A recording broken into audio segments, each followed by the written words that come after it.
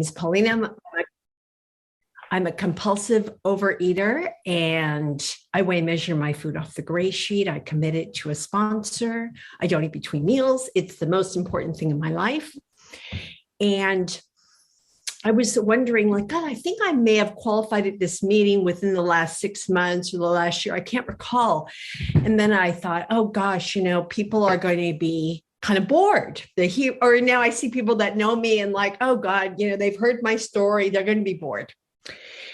And I realized that was the last thing. I always wanted to be boring.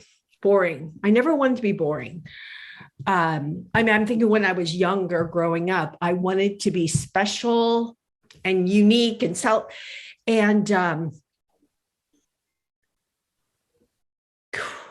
one of the reasons I fought against Gray Sheet was I thought it would turn me into one of those boring people. I grew up in Southern California, and my mother was like in an affluent family. My mother was kind of a socialite. Well, actually, she got into the Julia Child cooking craze of the 70s. And when she died about 5 years, she was a food writer. She wrote restaurant reviews. That was her life, food and wine. That was her world. And in our household, we had a lot of family problems, but by the same token, my mom, eating and drinking were a huge part of her world and the life she cultivated in our house. I learned to drink wine from Baccarat glasses, when I was a teenager, and eat, she would be always cooking these gourmet, like these amazing foods. And as a young child, I was normal weight. And then at one point she patted me on the bum and said, oh, we better watch it, honey. And other people might have reacted by saying, oh, Mom, shut up. But I went on a diet, and the dieting basically, from that moment, I was about 12 through when I came into program. I came in OA first when I was 24. I was like a binge diet. Like I would either be on this starvation diet or binging, and very little in between. And I think I was probably afraid to become, anyway, I've been in enough therapy to know I had fears and anxieties about becoming a teenager. I gained like 50 pounds when I was 12, and then 13, another 30 more. And I went through high school and college as, for those of you who know the reference, I was Ethel Mertz to my friends who were all Lucy Ricardo, who were all the stars. And I was always just, you'd be so pretty if you lost the weight. I was you'd be so pretty if you lost the weight girl. And it tormented me. And other people do seem to be able to go through life.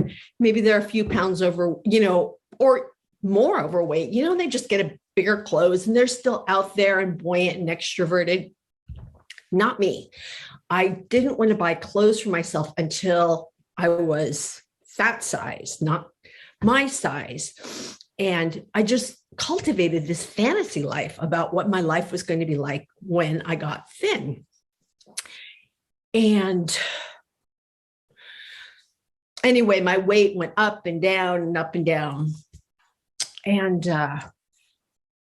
I went into OA first when I moved to New York City when I was 24 because I wanted this glamorous life.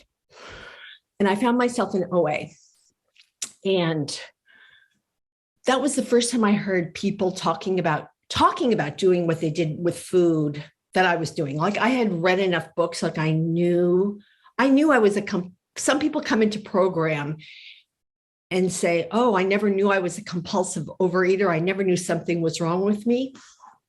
I came in not only knowing I was a compulsive, I thought something was so wrong with me. I didn't really believe that I could get better. Like, I just knew like I had like struggled with my weight and tried like I knew something was really wrong with me. And I had wondered, like, am I insane? Like, why can't I just eat normally? And my goal, even when I went to OA, was to get my binges down to once a month, because I thought, if I could live like most of the month, just fine, I just still needed that one day just to like wear my gray sweatpants all day and just eat everything. Like I was a violent binger. I would eat and eat and eat till I couldn't eat anymore. And then I would eat some more. And yes, I tried different ways to get rid of it and I never could, but I did for a couple of years in my teenage years. I could fast for like 3 days, but then I lost the ability to do that. So I heard about, people talking about food, and I also heard the steps. And that was how I wanted to live my life. And I was thinking, I'm going to fast forward to Gray Sheet because, okay, I started this qualification by saying I didn't want to be a boring person. And that was boring people in my mother's world, which became my world, were the people who didn't drink. Oh my God, I'm at 10 already? Or no, I have 10 left. Okay, thanks. People in my mom's world, the fun ones were the ones who ate and drank. And boring people didn't drink. I didn't really know people who didn't drink and didn't, oh, I can't eat that. They're on a diet and I just didn't want to be that kind of person. I didn't want to be that kind of person. And by the time I came into Gray Sheet, I was willing to be that kind of person. And essentially, I had developed a belief in a higher power that I choose to call God, simply because I have no other name for it, that there was the person I was meant to be in this world. And I had to change my ideas about the kind of person I was meant to be in this world for me to stay abstinent. And I have 2 18-year-old boys and twins, and they often joke, like, one of my mother lines for years has always been, well, what kind of person do you want to be? Well, what kind of, when they're need to make, what do you want to be, the kind of person that blah, or, and to me, it's like a profound, quite like, what kind of person do I want to be in this world? And before program, I knew I just didn't want to be boring. I just didn't want to be boring. And now, that's still looking out. Like, I was still caring so much what all of you thought of me. That was still like caring so much about what other people think. And okay, I still care a lot about what you all think. Don't get me wrong. I probably still care more than I should. But on a deeper sense, I really care more. What does God think of me? I don't know, but I do know that feeling in my gut when I believe that my words and actions are in accordance with something greater than myself. When I choose, I don't like the phrase, like, would you rather be happy or right? Because I didn't know that there was a difference between those two words. I'd rather say, would I rather be right or be kind? So when I choose to be kind instead of having the last word, or, making sure I'm right, like, those are the moments when I take the high road, so to speak, in a situation, when I know deep in my soul, I'm living in accordance with God's will. And I connect this with my abstinence because I see my gray sheet abstinence in accordance with that. It's certainly not what I would have chosen for myself when I was younger. I mean, it is strange in many ways what we do. And my mom, she loved me, but full disclosure, she never came to accept gray sheet. For her, it was always a little bit Paulina and those weird people, and I learned to accept her for that limit and to love her anyway.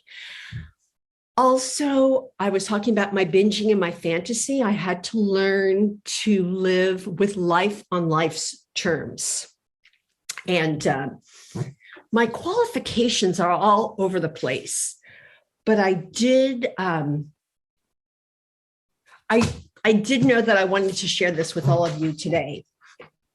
And because this, for me, essentially, I can talk about the food plan, which is ample enough to allow me wiggle room. Like I have to say, okay, now I have 5. Great. I had a very ample lunch today.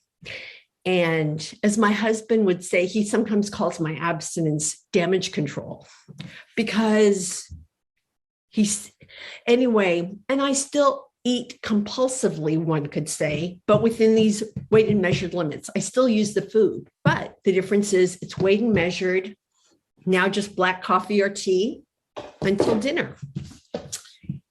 And the harder part is living life on life's terms. And I do want to conclude with reading this. It was written by a woman who had a child with a disability.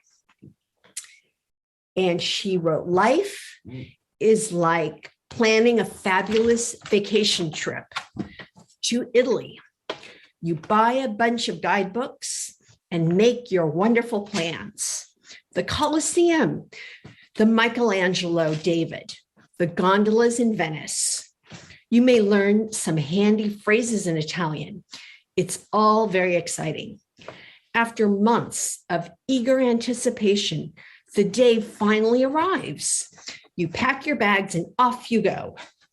Several hours later, the plane lands. The stewardess comes in and says, 'Welcome to Holland.' 'Holland,' you say. 'What do you mean, Holland? I signed up for Italy. I'm supposed to be in Italy. All my life, I've dreamed of going to Italy. But there's been a change in the flight plan. They've landed in Holland, and there you must stay. The important thing is that they haven't taken you to a horrible, disgusting, filthy place, full of pestilence, famine, and disease. It's just a different place.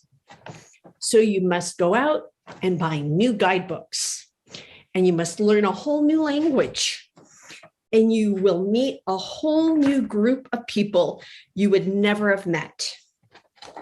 It's just a different place. It's slower paced than Italy, less flashy than Italy. But after you've been there for a while and you catch your breath, you look around and you begin to notice that Holland has windmills and Holland has tulips. Holland even has Rembrandts. But everyone you know is busy coming and going from Italy. And they're all bragging about what a wonderful time they've had there. And for the rest of your life, you will say, yes, that's where I was supposed to go. That's what I had planned. And the pain of that will never, ever, ever go away. Because the loss of that dream is a very, very significant loss. But if you spend your life mourning the fact that you didn't get to Italy, you may never be free to enjoy the very special, the very lovely things about Holland. So I'm welcome to Holland. That's where I am. So that's all. Thanks.